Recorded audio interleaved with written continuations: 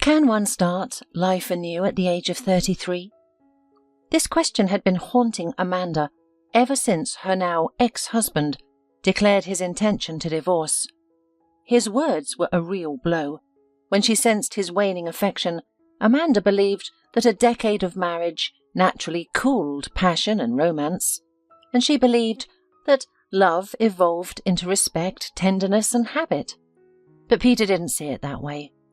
It was a regular evening. As usual, Amanda was waiting for her husband from work. She had cooked his favourite soup, boiled potatoes, and cleaned their apartment. She loved being a housewife, taking care of her spouse and creating a comfortable home. Plus, she had time for her favourite hobby, reading and writing detective stories. But she never shared her writings, thinking that no one else would find them interesting. Once, she showed Peter one of her stories and he laughed. "You think you're a writer, my Agatha Christie," he jokingly said. "If you enjoy it, keep going. But remember, not everyone is destined to be a great writer." Amanda clearly understood that. She even laughed at herself. After all, her husband is a connoisseur of classical literature and studies works of ancient Greek and European philosophers. He surely knows what is worthy of attention and what is not. Amanda persisted in her writing, despite perceiving flaws in her work like weak dialogues, poorly spun intrigue, and overtly obvious criminals. Yet an unparalleled pleasure was derived from her work progress. She immersed herself in the text, lived the described events, and couldn't stop. Her writing hobby didn't interfere with her primary responsibilities, recognized as an excellent homemaker by both Peter and his mother Suzanne. Amanda excelled in her domestic duties. Suzanne, who tasted Amanda's dishes with the scrutiny of a master chef and instantly spotted any disarray, seemed as if she might arrive with white gloves to check for dust on the bookshelves. Yet Amanda was confident that Suzanne would find nothing to criticize, as she maintained the house to be cleaner than an operating room. Amanda's life was serene, devoid of strong emotions or shocks. It seemed to be continuing smoothly until Peter expressed his desire for freedom. This evening, upon returning from work, he washed his hands and entered the kitchen, a typical routine. Amanda served Peter a plate of soup and sat across from him. After eating 2 spoonfuls, Peter pushed the plate away and said, "Amanda, we need to talk. I've been avoiding this conversation, but I can't go on like this. I want us to get divorced." Amanda thought she might have misunderstood. "Are you joking?" she asked quietly. Peter shook his head in response. He stood up and began to pace the spacious kitchen. "I really can't do it. It's the same thing every day. You're not evolving, you know. You've stopped in your development." Peter emphasized the last phrase, and Amanda suddenly realized that he had already rehearsed this monologue in his head, setting the emphasis in advance. He always did so before meeting with business partners or going to his bosses. Peter continued, "I'm not satisfied with this. You're only interested in cooking and cleaning. You don't even leave the house. And I need something else. I want to be thrilled, you know? I want to see my wife as a companion, not just a housewife." "But we had an agreement once. You said yourself that you didn't want me to work," Amanda timidly objected. That conversation had indeed happened. They got married soon after Amanda graduated from the college and received a diploma as a language teacher. She passionately dreamed of working in a school, loved children, and enjoyed talking to them, encouraging them not just to memorize the material, but to think and reason. Peter was just starting to work at his firm, and he was earning quite well. Before their wedding, he stated that a wife should be the keeper of the home and not work as much as her husband. "I love you because you're calm, sweet, cozy. If you become a teacher, you'll turn into a mean woman who doesn't have time for the house and her husband." Amanda, why don't you stay home, and I'll bring you money. At least until I'm back on my feet, and then we'll see. I owe you a mammoth. You owe me a half." And Amanda agreed. She was deeply in love with him and would have accepted anything Peter offered. At times she regretted not taking a job at the school where she interned, as there was an open position, but she had listened to Peter and followed his advice. Now it turns out I shouldn't have left my job. How can one understand these men? She said to Peter. Amanda, that was a long time ago. Now you've changed. There's nothing to discuss with you. And your little writings. You just sit there and invent stories no one wants to hear. You should have a blog or an Instagram page, but no, you don't even do that. Anyway, it doesn't matter. What matters is that we're strangers. We don't even have children. That's why I've decided we should get a divorce. And me? Amanda asked and looked at her husband's face. He was handsome when they were first married, with a chiselled face and piercing grey eyes. He's still handsome now, albeit heavier, which suits him. His hair wasn't as thick, though. Peter approached Amanda and looked down at her. She felt like a little girl being chastised by her parents for something she didn't do. I've made my decision. If you don't agree to a divorce, we'll settle it in court. Amanda trembled, shivering uncontrollably, as if caught in an icy wind. Peter wrinkled his nose. Don't start a scene. It's decided. I won't change my decision. We must each go our separate ways, without regret or reminiscing about the past. He walked out of the kitchen, leaving her alone. She heard him unfold the couch in the living room. She didn't know how long she sat there, just staring at one point in front of her. Then she got up, poured the leftover soup into the sink, and washed her plate. Maybe he'll change his mind tomorrow. We've been together for 10 years. It's not meaningless. He will surely reconsider. Amanda thought as she laid in the now cold and empty marital bed. However, the next day brought no change. Peter left early for work, leaving Amanda alone. She busied herself by tidying the apartment, washing the floors, and preparing dough for pies. She longed for distraction, anything to avoid thinking about the previous day's conversation. Despite her efforts, she couldn't stop thinking and decided to call her mother-in-law. She hoped she could influence Peter, as Suzanne often praised Amanda as a wonderful wife, an excellent housewife. Moreover, Amanda had no one else to turn to. She had no friends. Her social life diminished after her wedding. The only remaining interactions were birthday or New Year's greetings on social media. It was possible to call her mum, but she was too preoccupied with her life. She had recently married for the 3rd time. Sonora gave birth to her daughter early. She was only 16 years old. The school romance ended sadly. The guy left Sonora after learning about the pregnancy, and she hid her belly from her parents almost until the 7th month. Of course, Sonora didn't need a baby at such an age, and Amanda's upbringing was handled by her grandmother. Anyway, the first person Amanda shared the bad news with was her mother-in-law. "Amanda, what happened?" she asked calmly, and Amanda decided that Peter had not told his mother about his decision. "Peter said he wants a divorce." Amanda's eyes brimmed with tears. "And I don't know what to do." Suzanne fell silent before saying, "I know. He's been wanting to tell you for a long time. He just didn't have the courage." Both women fell silent. Amanda felt as though her heart had grown too large for her chest and was about to shatter. "But what did I do wrong? Why?" "Amanda, a woman should be not only a homemaker, but also a companion. Remember how I've told you this repeatedly."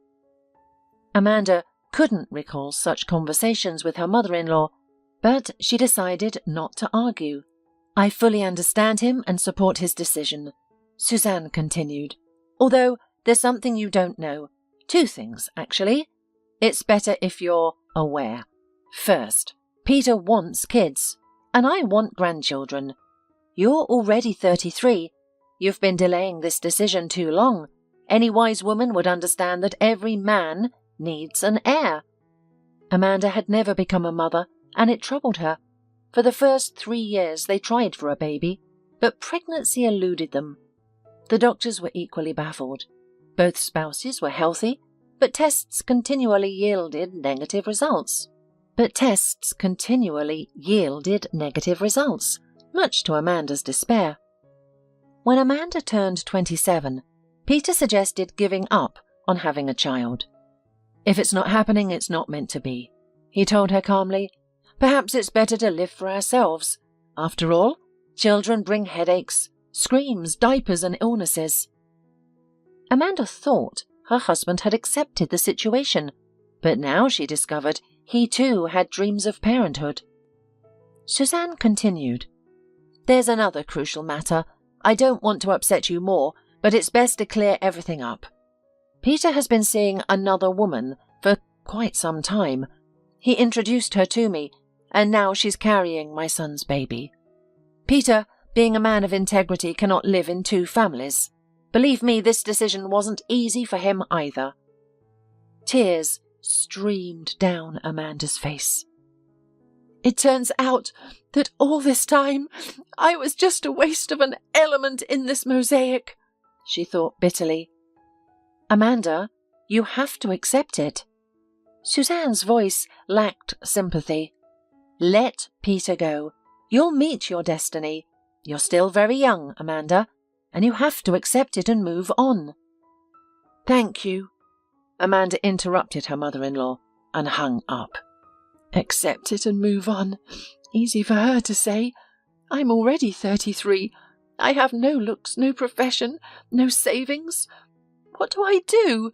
Where do I go? Amanda had no answers. In the evening, Peter returned home in high spirits. Amanda wished he could at least feign sadness, but his joy at impending freedom was evident. Without even removing his coat or shoes, Peter broached the topic of dividing their assets. Amanda, we need to resolve some legal issues. I don't want to delay. The woman was frightened by his words. She had hoped that Peter, an honest man, wouldn't leave her with nothing. She had made a mistake once. The apartment she lived with her husband was registered under his mother's name. The money for the down payment on the mortgage was given by Amanda's mother and Suzanne. At that time, Peter had convinced her that the apartment should be registered under his mother's name, and Amanda didn't argue. Now it seemed that the apartment wasn't considered jointly acquired property. Peter explained this to Amanda with a faint half-smile. So I thought we should do the right thing legally. The apartment stays with my mother. I hope you won't claim it in court, but I'm ready to pay you the amount that your relatives gave you. Amanda wondered where she should go. Perhaps to her mother's place. But her mother was unlikely to welcome her with open arms.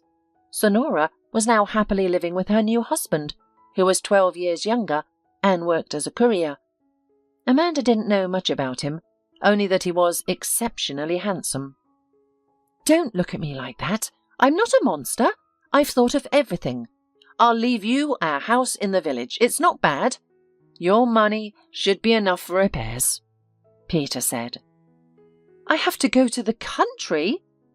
Amanda recalled the house Peter had mentioned. They had purchased it the summer before last. The lot was inexpensive, and they intended to build a cottage for summer vacations. But to live there permanently? The house had a furnace, so Amanda knew she wouldn't freeze in winter, but moving from a comfortable city apartment to this place was a crazy thing. Peter, do you realize what you're proposing? Amanda groaned. If you don't like it, sell the lot and buy something else. Amanda, you're an adult. I can't keep dealing with you forever. It's time to mature, Peter responded. I won't be home tonight. Think about how you'll move and what you'll take. We're going to sign the divorce papers next week. Don't do anything rash. Before she could object, Peter hurriedly left the apartment. Amanda's mother took the news of the divorce in stride. It even seemed that she was uninterested in her daughter's life at all. "The air is fresh, the produce is good. Maybe you'll invite Dan and me over," she suggested when Amanda called to tell her about the impending move. "I will," Amanda promised. "Thanks, Mum." "You're welcome, doll. Bye." That was all the conversation. Amanda disliked recalling the following weeks. The divorce was swift. She had thought she might die of a broken heart after leaving the signing all the papers.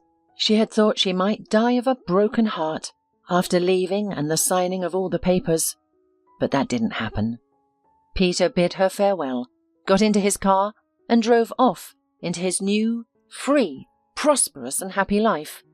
Meanwhile, she sat on a bench, clutching the paper that marked the end of their marriage. Amanda thought about Peter's mistress. She had already discovered who she was. Peter's colleague, whom Amanda occasionally spoke to, told her the truth. It appeared that Peter had started an affair with a new company employee about a year ago. Her name was Gina, and she was only 23 years old. Amanda found her social media page and started to scrutinize. She's attractive, no doubt, Amanda thought bitterly when she saw photos of her competitor. At 33, Amanda was starting to notice signs of aging in her reflection, wrinkles, the first strands of grey hair, and a slightly less defined facial contour. Gina, on the other hand, was stunning. She wasn't shy about sharing photos with Peter, and Amanda spent hours torturing herself by looking at them. 3 weeks post-divorce, Amanda arrived at her new home. Peter had been generous enough to help with the move, hiring a small truck and letting Amanda keep the kitchen appliances and washing machine. The modern appliances looked improper against the backdrop of the old furniture, worn-out walls, and the shabby carpet. Amanda felt like an alien in this house, which felt uninhabitable. She questioned her ability to survive, especially in such conditions. She felt an overwhelming urge to lie down on the couch and never get up. However, after the movers left, she wandered around the house, gauging the extent of the decay. It was evident that the house needed a major overhaul. Despite it being warm May, the house was cold, damp, and carried an unfamiliar smell, akin to that of mushrooms. After examining her new possession, Amanda slumped into the armchair, covered her face with her hands, and cried. She felt lonely, abandoned by the only person she had trusted and loved. Suddenly, she heard a soft knock on the door. Startled, she wondered, who could it be? Had she unpaid the movers? But she had counted the bills multiple times before getting them. Amanda wiped her eyes with her t-shirt's edge and listened again to the repeated knocking. Rising, she approached the door and asked, "Who's there?" "Your neighbour. Open up," a raspy male voice answered. "Let's get acquainted." Amanda tucked a loose strand behind her ear and opened the door. Standing on the threshold was an elderly man, dressed in a large knit grey sweater. His face was framed by a long white beard and bushy moustache. He squinted at Amanda and smiled, revealing strong white teeth. "I live next door. You can call me Mr. O'Reilly," the elderly man said, extending his hand. Yellow spots marked his fingers, leading Amanda to think he must smoke strong cigarettes. "Amanda," she responded, shaking his rough, calloused hand. "How long are you going to stay with us?" Mr. O'Reilly inquired. "Forever," Amanda choked out, hastily wiping away unsolicited tears. "I'm going to live here from now on." Amanda felt like collapsing onto the floor and crying. Mr. O'Reilly looked at her in surprise. "Why are you so sad? It's good here. The air is fresh and the food is good." Amanda recalled her mother's recent words and sighed. "I've never lived in the village," she suddenly confessed. My husband..." She broke down, unable to contain her emotions. Mr. O'Reilly paused, looking at her in surprise, then placed a comforting hand on her shoulder. Don't cry. People live here and don't complain. You'll get used to it. Amanda hesitated. Why don't you come in?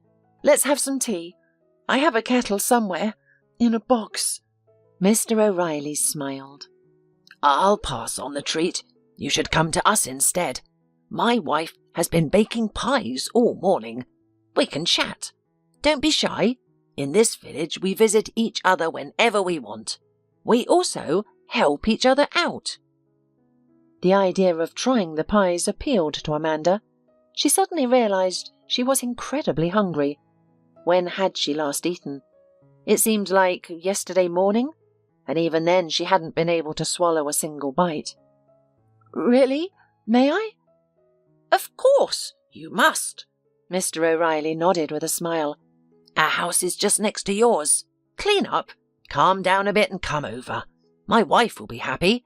Our children don't visit often, and she misses having young ones around. I'm not young. I'm 33 years old, Amanda replied with a hint of a smile. I'm 83. Mr. O'Reilly stroked his beard. To me, you're still a child. He turned and headed for the gate. Amanda looked at him in surprise. 83 years old, she exclaimed. She would have guessed he was no older than 65.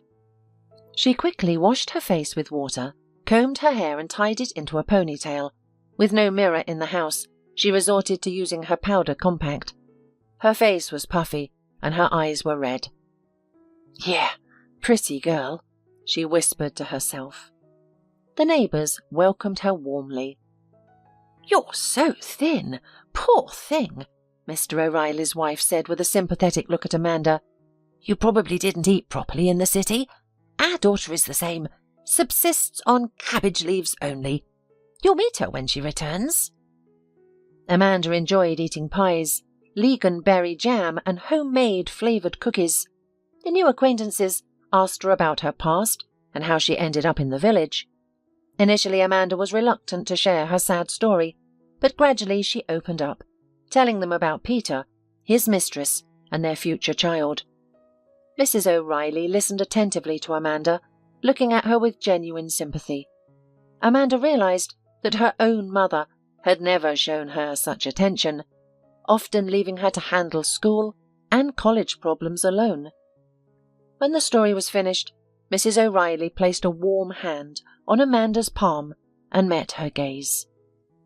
Amanda expected Mrs. Riley to deliver some profound wisdom that would instantly ease her pain, like in movies or romance novels where an older woman imparts life lessons to a younger one.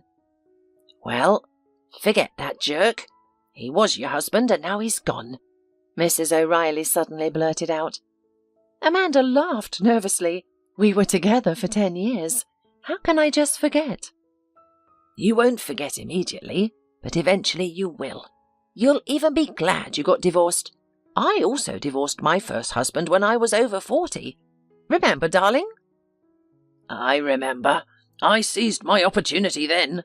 Mr. O'Reilly wrapped an arm around his wife and kissed her cheek. I recall you scolding me because I serenaded you under your windows. And I haven't forgotten your serenades. It was so embarrassing. I couldn't look into my neighbour's eyes. Can you believe it, Amanda? He sang so loudly that you could hear him in the next village. Everyone laughed. Amanda started to feel a little better, comforted by the company of these kind people. Even when she was with Peter, she was always on edge. He would ridicule her in front of others, criticising her cooking skills and appearance, insisting she needed to learn to take criticism. Now she felt at ease, whether it was the sight of Mr. and Mrs. O'Reilly's love for each other, or the feeling of home and warmth, she didn't know, but she felt good. What are you planning to do? How will you live? Mrs. O'Reilly suddenly asked. I don't know yet. I don't know how to do anything. I graduated from college a long time ago, and haven't worked a day since. Do you know where I could find a teacher position? Amanda responded. I don't even know. There's a school in the neighbouring village. Our kids go there. But they don't need anyone. A new teacher just started. Mrs. O'Reilly hesitated. To the farm, maybe, Mr. O'Reilly suggested. What's she going to do on a farm? She's a city girl. Mrs. O'Reilly appraised Amanda. What kind of farm? We have a good farm, about 3 kilometres away. Our Kendra runs it. She is an incredible woman. She started her business from scratch. Half the village works for her now, Mrs. O'Reilly explained. Mr. O'Reilly smiled, his face beaming with pride for the businesswoman. Are there any vacancies on the farm? Amanda asked hopefully. There are always opportunities, replied Mrs. O'Reilly. You should go see Kendra. She might have advice for you. She recently got married at 45 to a vet. He's a good man, good-looking and hard-working.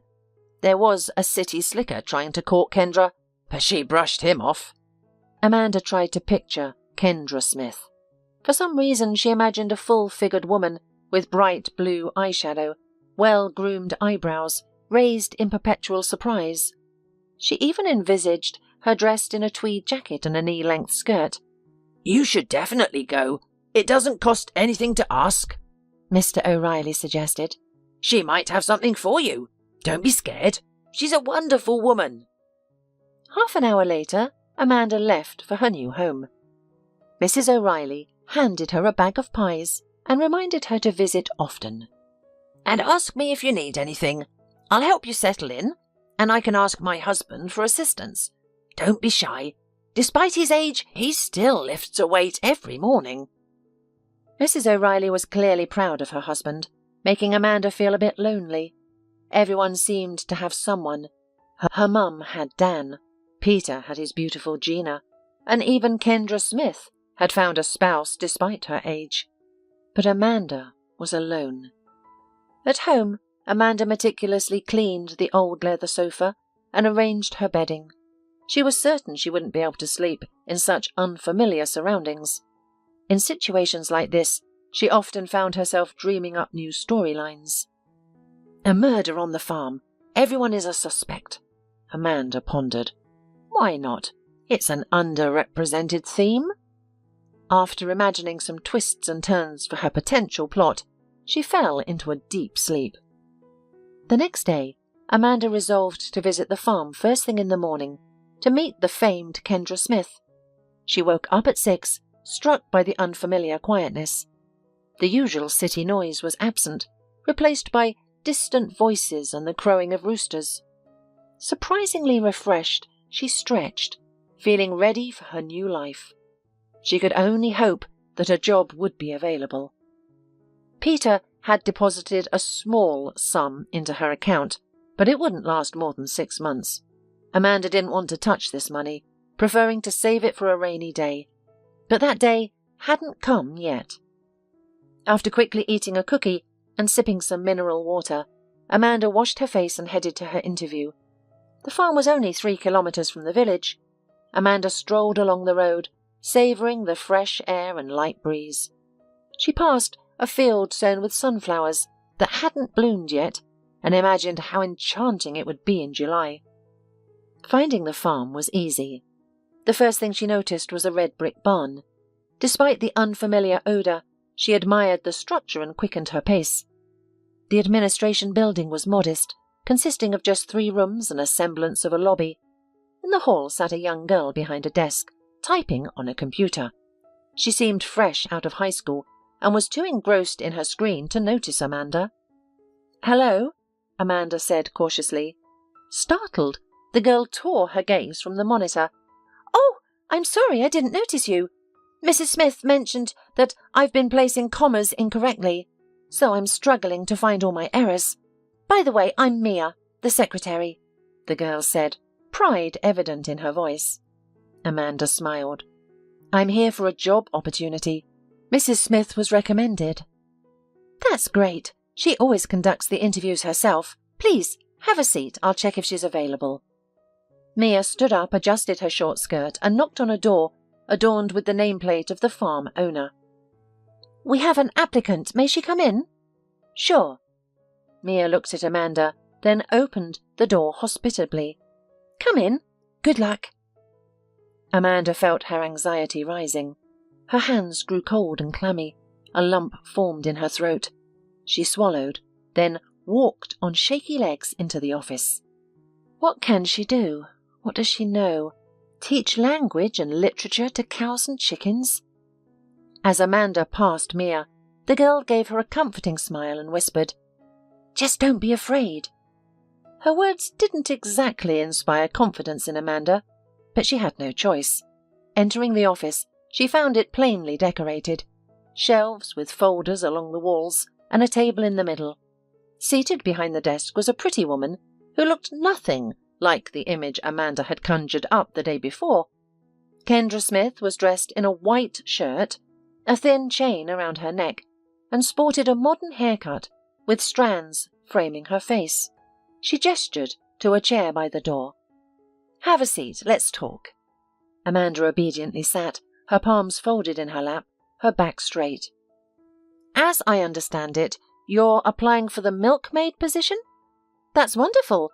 We're expanding production and we're short-staffed. Let's start with the conditions." "I'm sorry," Amanda interrupted her, instantly blushing with embarrassment. "I'm not here for the milkmaid position." "Are you a zoo technician?" Kendra raised an eyebrow in surprise. "I don't recall any other openings." "No, Amanda stammered, wishing she had prepared a speech in advance like Peter. Improvisation was not her strong suit. "I just came here to see if there's any work for me." Kendra tapped her pencil on the table. "I apologize. I forgot to ask your name. Mia always forgets to introduce visitors." She smiled. "Amanda. I recently moved to the village from the city for family reasons," Amanda explained. Kendra nodded, encouraging her to continue. "I'm currently unemployed. I graduated from the college 10 years ago as a language teacher. I didn't work. After the wedding, I stayed at home, and now I'm divorced." Amanda didn't want to be pitied, but there was no pity in Kendra's eyes. She was focused on her, twirling a pencil in her hands. "I see.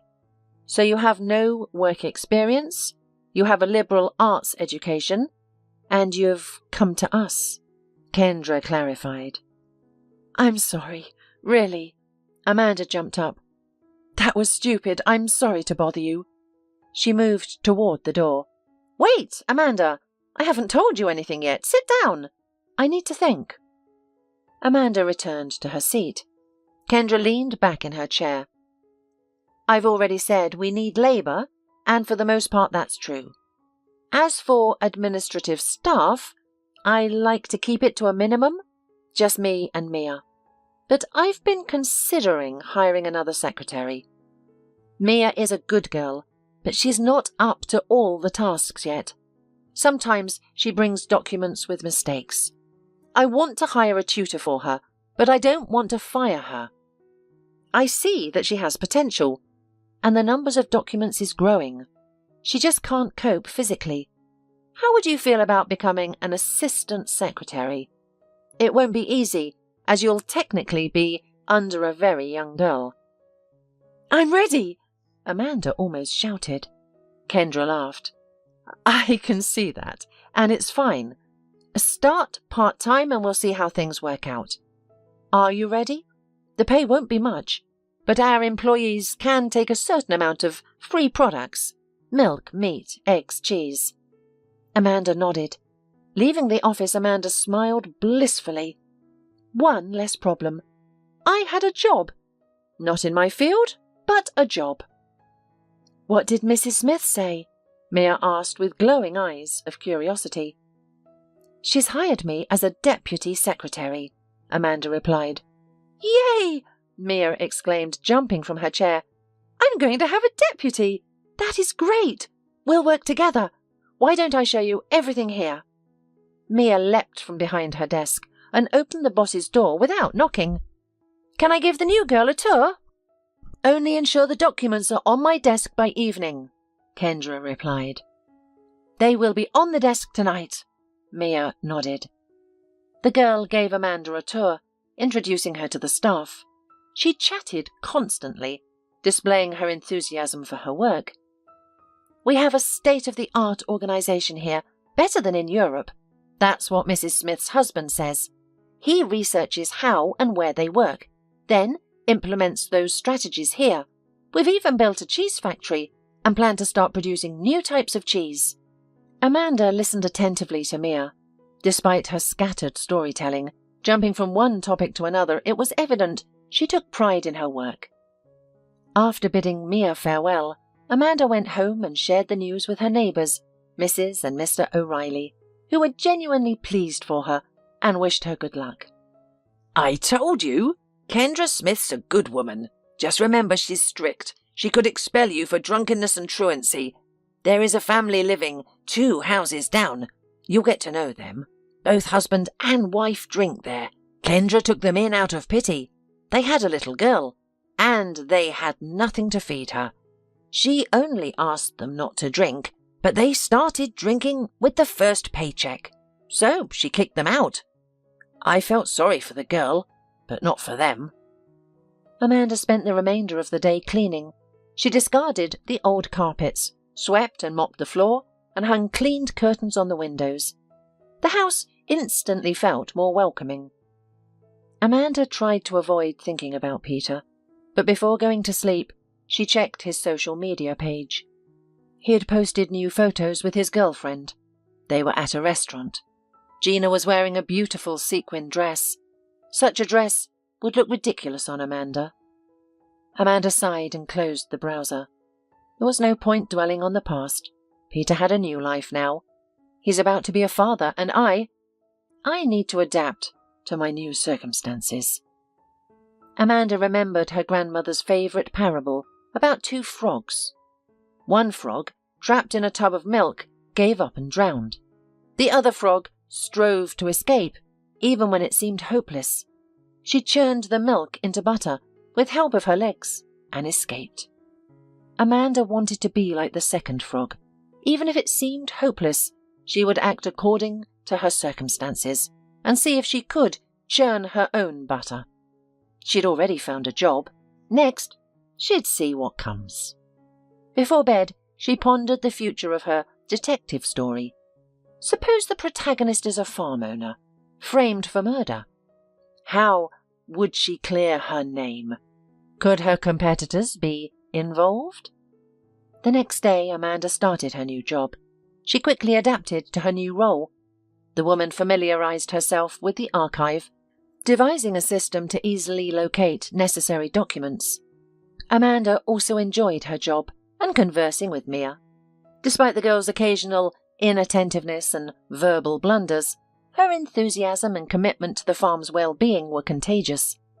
Amanda often visited different parts of the farm to understand its operations better. She was keen to learn everything about the production process. Her busy schedule left little time to contemplate Peter. At home, she managed to write a few pages of her detective story. On weekends, she carried out minor house repairs, painting walls, removing old wallpaper, and cleaning windows. She planned more significant repairs for the future. Despite her fatigue, Amanda noticed she looked healthier than before. Her complexion was fresher, wrinkles smoothed, and extra pounds melted away like ice cream in July sun. Her hair even glistened and curled slightly, as if she frequented a beauty salon. Amanda attributed these changes to the country air and soft well water. One Saturday morning, Amanda sat on the porch with tea and a book. She had purchased new detective novels in town.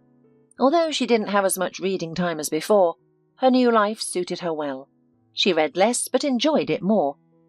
From the corner of her eye, Amanda spotted motion at the gate. A little girl about 5 years old was standing by the fence, biting her index fingernail while looking at Amanda. "Hi," Amanda greeted. She hadn't seen this girl before, even though she thought she already knew all the local children. The girl was quiet, then removed her finger from her mouth, shyly waving and smiling. "What's your name?"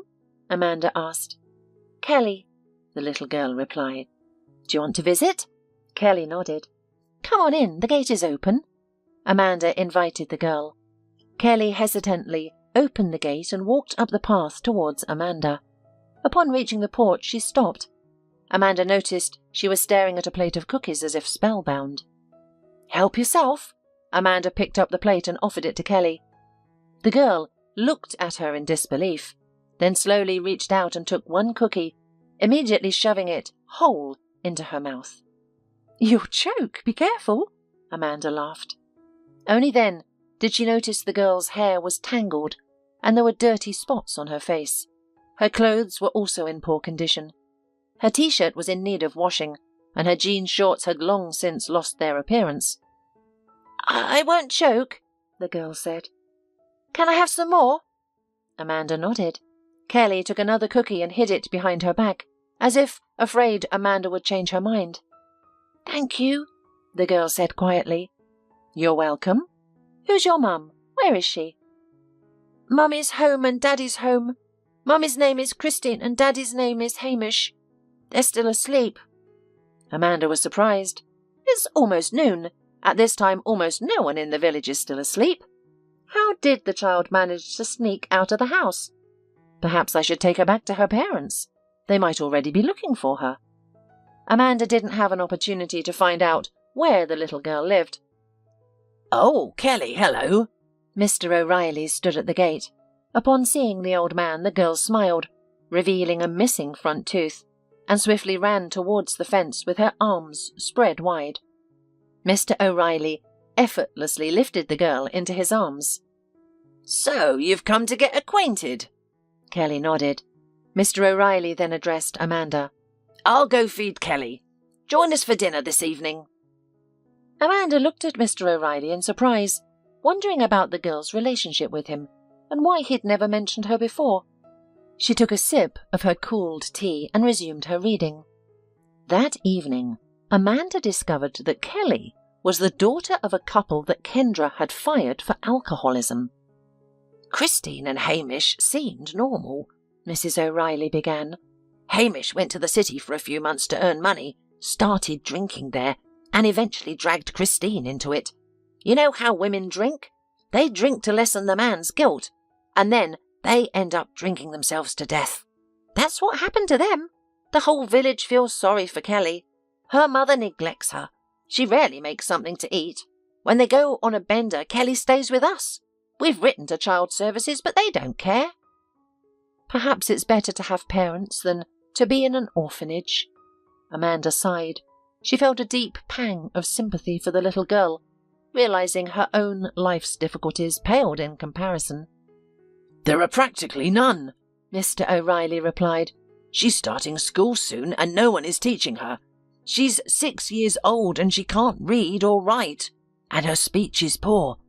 Our Adrian could already read at that age. Do you remember, honey?" Mrs. O'Reilly nodded. Adrian was her first son from her first marriage. Mr. O'Reilly regarded him as his own child and often boasted about Adrian's achievements. Adrian had trained to be a physicist and was now a university lecturer. From that evening, Amanda took an interest in little Kelly.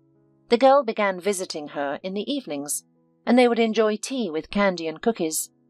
During another trip to the city, Amanda even brought her a doll. Kelly was so overjoyed that she almost cried. It was the first time Amanda had seen a child cry from happiness. It turned out that Kelly had almost no toys, just an old plastic doll, long missing its eyes and one hand, that she had inherited from her mother. Kelly indeed had difficulty speaking. Amanda began to work with her, using skills she had learned at the college. Surprisingly, the little girl was very talented. She absorbed knowledge like a sponge. Soon she could write her name on a piece of paper and recite a couple of poems. Kelly began spending increasing amounts of time at Amanda's place. Amanda even set up a cozy sleeping area for her on a folding chair, purchased cheaply from a farm worker. Looking at Kelly, Amanda longed for a child of her own. She found that her maternal love was not wasted on Kelly. At times, she wished she could kidnap her from her parents and keep her herself forever. Fate decided it all. A fire broke out in the house where Kelly's parents, Christine and Hamish, lived. The fire likely started from a lit cigarette dropped on the floor. Kelly's parents perished in the fire, but neighbours managed to rescue Kelly in time. It was discovered that Kelly had no other relatives. Amanda despaired. Will the girl end up in an orphanage? Kendra, aware of Amanda's unofficial guardianship over Kelly, helped resolve the issue. She assisted with the guardianship service, and Amanda became Kelly's legal guardian. At first it was difficult. Kelly constantly cried, called for her parents and refused to eat. Amanda even took her to a city psychologist. But after a few months, Kelly began to open up and smile more often. She enjoyed playing with dolls and asked Amanda to read her stories at night. She didn't call Amanda Mum, but the psychologist advised not to push it. Give her time to adapt. She'll realize that you love her. Don't demand anything. The child has suffered a terrible trauma, he advised Amanda, who heeded his counsel. While Amanda was at work, Mrs. O'Reilly cared for Kelly. In the evenings they would go out to meet a weary Amanda returning from work. Each time, upon seeing her foster mother, Kelly would run to her, bouncing joyfully with each step. In these moments, Amanda felt absolute happiness. Despite losing her husband and radically changing her life, she found joy in this girl she loved with all her heart. Perhaps her true happiness lay here. Who knows? Amanda's grandmother always said that God works in mysterious ways, often taking something away, only to give something back. In Amanda's case, what she gained seemed far more significant than her lost relationship with Peter. Her work was going well. She had not only formed a friendship with Mia, but also with Kendra. With a salary increase, she began saving for some home improvements. She continued writing her novels, hesitantly sharing them, thinking that no one would be interested in her writings. Peter neither wrote nor called her, not even for her birthday. While this saddened Amanda, she chose not to dwell on it. She spent her birthday with Kelly, Mia, Mr. and Mrs. O'Reilly. Mrs. O'Reilly baked a honey cake. Mia gifted her a set of pretty dishes for the kitchen, and Kelly handmade a card. After blowing out the candles on the cake, Amanda felt an unusual sense of peace. It was as though all life's puzzle pieces had finally fallen into place. This was a feeling she had seldom experienced in her past. With the party guests departed, Amanda tucked Kelly into bed and retreated to the porch for some quiet reflection. Above her, constellations sparkled brightly. The breeze carried the sweet scent of wild flowers and hay, and crickets serenaded from the grass. She closed her eyes and made a wish for a man to enter her life, someone she could love sincerely, someone who would love her and accept her along with Kelly. As she looked up at the sky, it seemed to her that the brightest star winked at her knowingly. The distant song of a nightingale seemed to be a positive omen. A few days later, Kelly fell sick. The weather had been cold, and Kelly had rushed out of the house in only a light jacket. Amanda chided herself for not being more vigilant. Mrs. O'Reilly tried to comfort her, saying that all children fall ill, and it's not the parents' fault. My throat hurts, the girl complained, looking up at her foster mother. It feels like a cat is scratching it with its claws. Can you stay with me? She coughed to validate her words. Amanda gently stroked the girl's head. Of course, I'll stay with you at home. Sweetheart, I just need to call work. Before the weekend, Amanda brought her work home. She had to complete some reports. Despite finishing the reports, she encountered a problem with the internet connection, which prevented her from submitting them. She called the local internet provider and was informed that the connection would only be restored in the evening. In despair, Amanda phoned Mia. I spent the whole weekend on reports, and Kelly is running a fever. Amanda nearly wept. I'll ask a neighbour to babysit and be right there with documents. Amanda, don't! Mrs. Smith is on her way from the city. I'll call her, and she'll take your documents on a flash drive. Amanda hung up and turned on her laptop. She quickly located the necessary documents and transferred them to a flash drive. Clutching the drive, she ran to the gate just as Kendra's car rounded the corner. After handing over the flash drive with documents, Amanda apologized to her boss for her absence. "Amanda, it's all right. Kids get sick, it's completely normal," Kendra reassured her. "Nothing terrible will happen during a couple of days of your absence." Amanda spent the rest of the day caring for Kelly. She read her fairy tales, served her tea with raspberry jam, which Mrs. O'Reilly brought, and checked Kelly's temperature every half hour. Kelly was coughing, but felt okay, and even asked to go for a walk by evening, which Amanda firmly denied. The next morning, Amanda was awakened by a call from Kendra. "Good morning, Amanda." "Good morning, is something wrong?" Amanda responded, to which Kendra laughed. "No, nothing happened. Thank you for the paperwork. As always, everything is done perfectly. But I wanted to ask you something." Amanda began to feel uneasy, fearing she had made a mistake and would lose her job. "Yes, I'm listening," she mumbled into the receiver.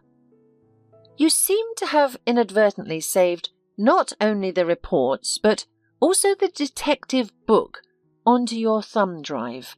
I found a document with just a number on it.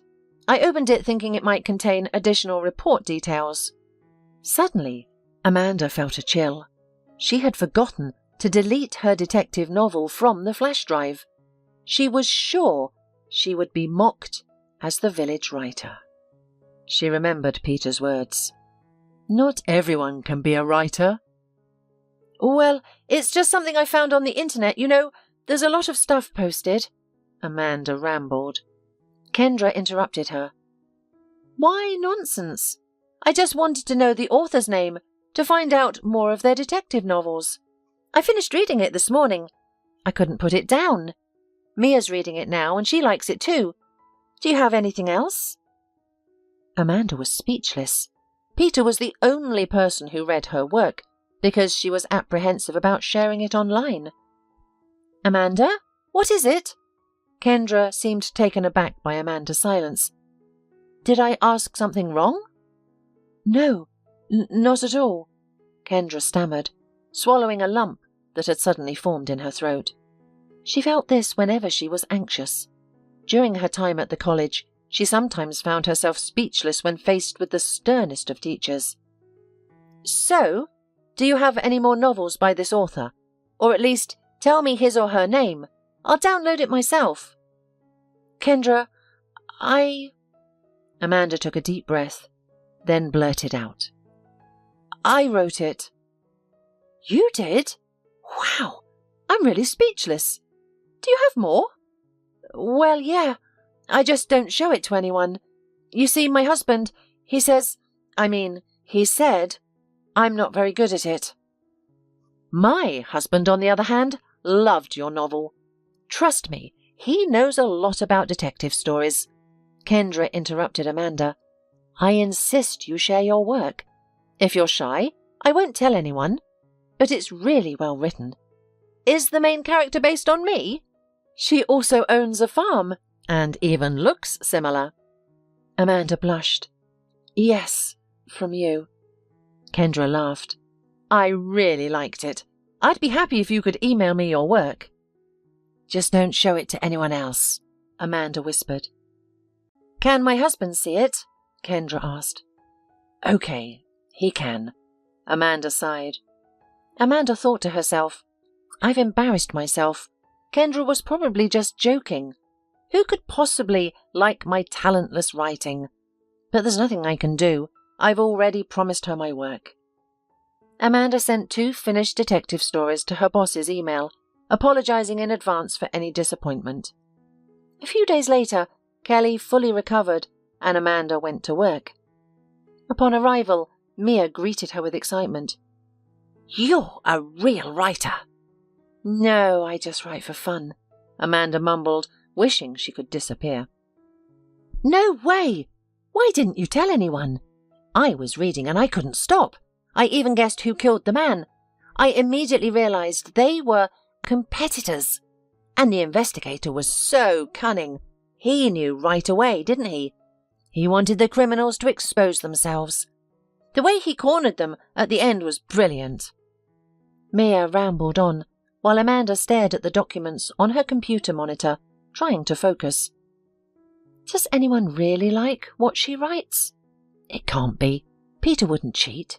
He knows literature very well. In the evening, Kendra returned from the city and summoned Amanda to her room. "Amanda, have you considered publishing something? Let's give it a try." Amanda protested. No way. The publishing house would laugh at me. Do you know how many manuscripts they receive daily? And me, with my little books.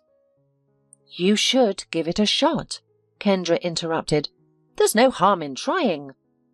No, I don't want to. Amanda declined, looking down.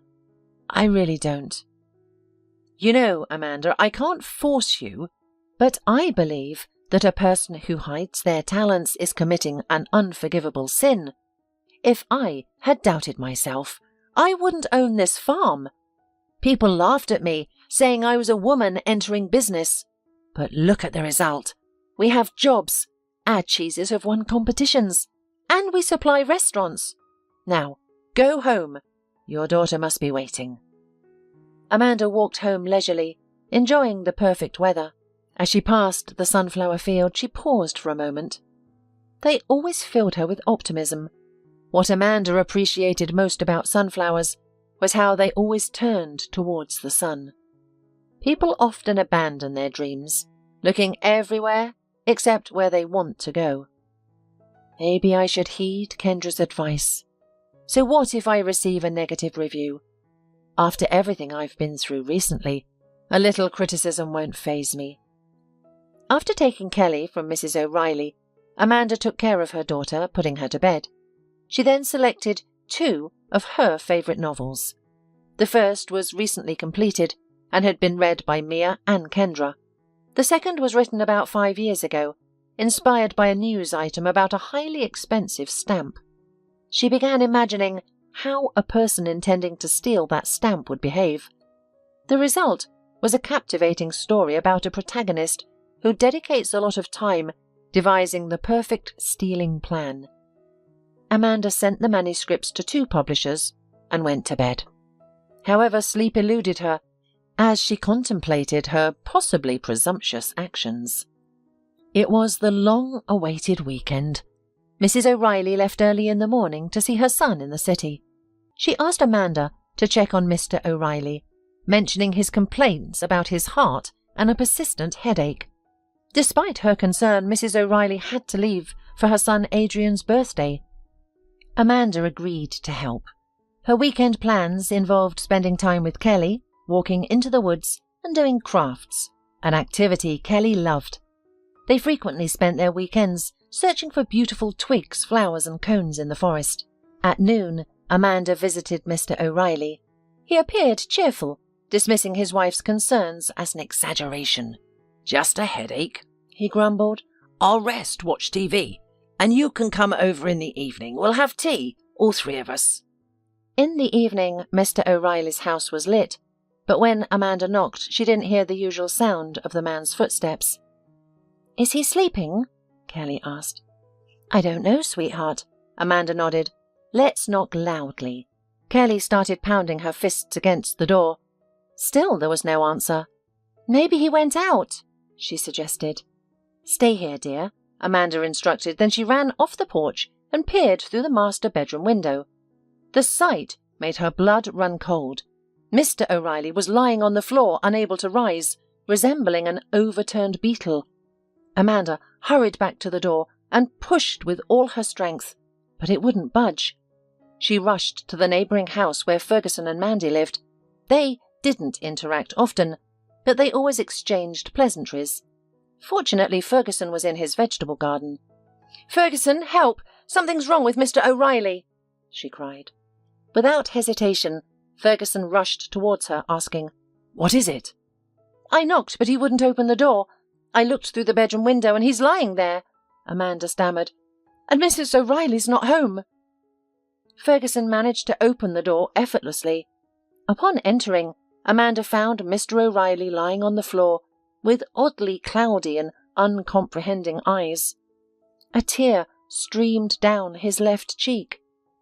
Amanda noticed the old man's face had become strangely asymmetrical, as if one side had been ironed flat. His left cheek swelled with each breath, resembling a billowing sail. "Call an ambulance!" Amanda shouted. After the ambulance arrived, Amanda left Kelly with Mandy, and Ferguson and she herself accompanied Mr. O'Reilly to the hospital. In the emergency room, a distraught Mrs. O'Reilly was already waiting for them, accompanied by a tall man, around 40 years old. "Mrs. O'Reilly, I'm sorry. I didn't follow. I went out with Kelly for the day." Amanda almost cried in despair, feeling responsible for what had happened. "Come on. If it wasn't for you, he would have been lying there, alone." Mrs. O'Reilly burst into tears, burying her face into her son's chest. "Adrian," the man introduced himself, looking at Amanda. "Amanda, the neighbour." "I've heard a lot about you." Adrian nodded. "Well, all we can do is wait." The doctor arrived an hour later with good news. The stroke had likely happened just before Amanda's visit. "It's reversible. I think he'll be on the mend soon. Of course, his age is a factor, but as far as I understand, there are no serious health problems, and we have done everything necessary," said the doctor. Mrs. O'Reilly sighed loudly. Adrian was still speaking with the doctor about something, but Amanda couldn't hear him. She held the weeping Mrs. O'Reilly and felt relieved that things could still turn around. Mr. O'Reilly remained in the hospital for almost a month. Amanda visited him regularly. Mrs. O'Reilly stayed at her son's house in the city to be close to her husband. When Mr. and Mrs. O'Reilly returned home, Amanda immediately visited them with Kelly. The only reminders of what had happened were slight weakness in Mr. O'Reilly's left arm and an unsteady gait. However, the doctors assured that these would improve over time. Mr. O'Reilly joked about his condition and chided his wife, who tried to do everything for him. "I'm not helpless. I can do it myself," he grumbled. But Amanda noticed the boundless warmth in his eyes when he looked at Mrs. O'Reilly and felt a twinge of envy. She wished she had a man who would stay with her till her last days and look at her with the same affection, even when she reached 60, 70, 80 years old. 3 days after Mr. O'Reilly was discharged, Amanda was returning from work. As she approached her gate, she noticed a stranger. Drawing closer, she recognized Adrian, standing with a bouquet of roses in his hands. "Hello, Amanda. I completely forgot to thank you. If it weren't for you, my father might not be with us." He handed the bouquet to her and smiled. "I've heard a lot about you. You're a very good woman." "What am I good at?" Amanda sighed. "Nothing remarkable." "Not everyone could take in someone else's child," Adrian said, looking down at his feet, clearly embarrassed, "and change her life like that. That's why I think you're good. I've been dreaming of meeting you for a long time. I think my mum secretly dreams that we will get married. Can you imagine?" Amanda laughed. "It's just she doesn't know me well. Come in. I'll go get Kelly. We can have tea. I baked a cake yesterday, using your mum's recipe, by the way." The evening turned out to be very pleasant. Adrian discussed his work, about students who don't want to grasp the basics of such a simple and intriguing science as quantum physics. Kelly announced that she will definitely become a physicist when she grows up. Amanda was astonished by how a simple village boy like Adrian was able to achieve such heights in science. She shared this sentiment with Adrian. "I've always loved physics. Despite being a bully, smoking since I was 10 and always getting into fights, I never missed a physics or math class," Adrian confessed. It was late in the evening when Kelly went to bed. Amanda walked Adrian to the gate. He took her phone number and promised to call, inviting her and her daughter to visit him in the city any time. To Amanda's surprise, Adrian began to call her almost daily. Initially, she thought he was just being polite or showing gratitude. But over time, she realized that he genuinely liked her. He started visiting his parents more often, and even spent his vacation in the village, something he had never done before.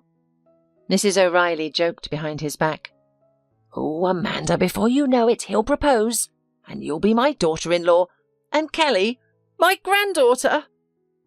As the new year approached, Amanda received a letter from a publishing house. She was too scared to open it for a few hours, and finally asked Mia to read it for her. "Just tell me if I was rejected. That's all, okay?" "I'll read out exactly what it says," Mia said, wriggling with impatience. "Can I open it?" "Go ahead."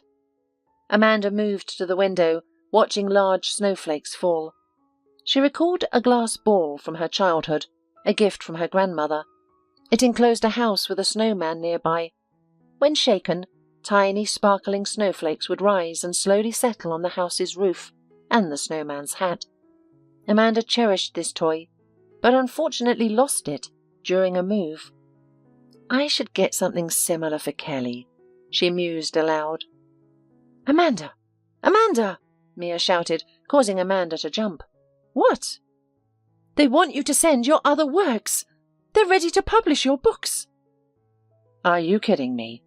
Amanda raced to the computer, scanning the letter's text. Mia was right. "Oh my God! How could this be?" She embraced Mia, kissing her on the cheek. "They want to publish me!" "What's going on?" Kendra peeked out from her office. "Are you girls starting the New Year's celebration early?" "Mrs. Smith, Amanda's books will be printed. You can put them on the shelf!" Mia exclaimed in excitement and joy. A smile spread across Kendra's face. "Congratulations, Amanda. You didn't believe me, but I was right. I hope you'll give me your first autograph." On New Year's Eve, Adrian visited his parents. Amanda and Kelly were invited as well. The party was a success. They decorated the Christmas tree in the yard, and Kelly recited poems about Santa Claus and the Snow Maiden. When the clock struck midnight, Adrian kissed Amanda directly on the lips, leaving her stunned. "Sorry, I've wanted to do this for a long time," he mumbled, looking into her astonished eyes. "If you've wanted to do it for a long time, you could have tried sooner," she laughed, playfully punching him in the shoulder. "About time," added Mr. O'Reilly, squinting slyly. "I thought you'd never muster up the courage." 6 months passed.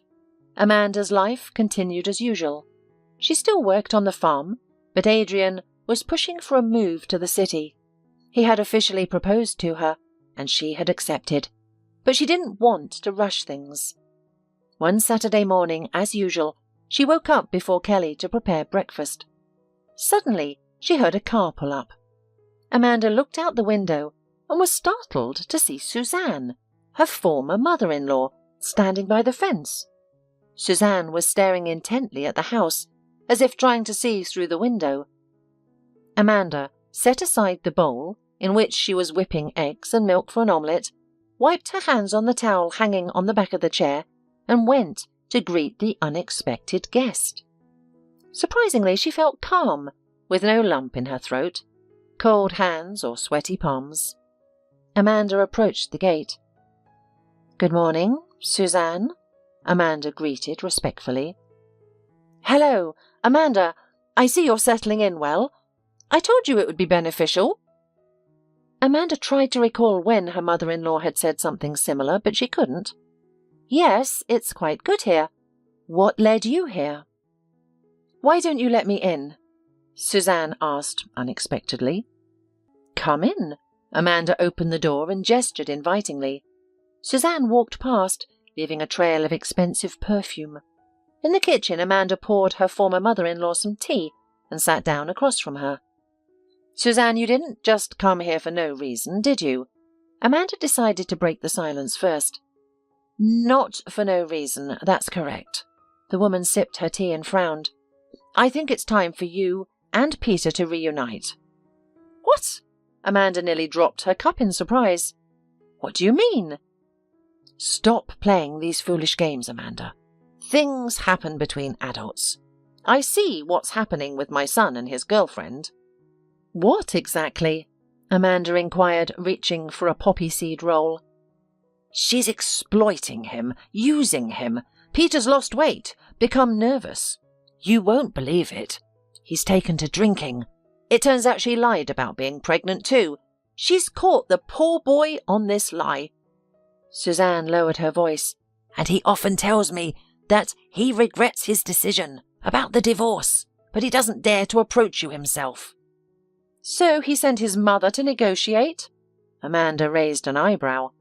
It's not what you think. Suzanne slammed her cup down on the table. The amber liquid splashed across the white tablecloth, causing stains to spread. He's in agony. It's painful to watch him.